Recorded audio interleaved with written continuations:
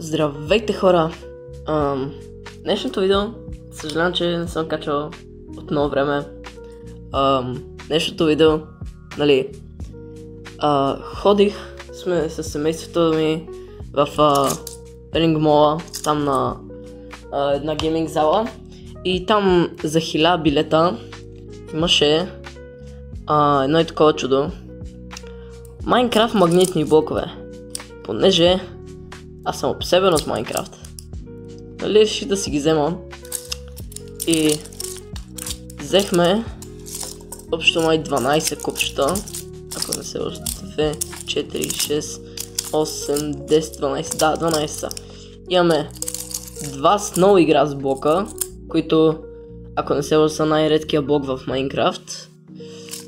Имаме 3 Emerald Ore, които може би образуват вена от тях. Ора. Така. И Endstone Cobblestone, блок лава, което до някъде яко. И ор от такова. Забравя как се нарича. Redstone. И тортичка, TNT и Enchanting Table. И следващия път, който ходим там, смятам да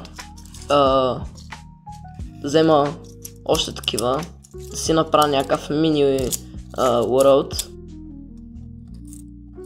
Последното нещо, което бях направил, беше и това мини пейзаж. Стойте.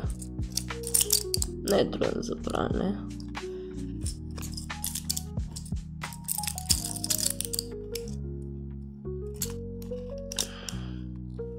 Използвам лава блока, понеже няма къде да го сложа. И Endstone, за да държи отзада някой друг блок. Така. Тук е тортичката. Така. След което тук е TNT-то и ето го. Minecraft пейзаж. В принцип трябва да се седи и така, но на мен така. По принцип трябва да се седи така. Така че на мен ми харесва. А и отзаде купчета, които Endstone не става за Overworld-а.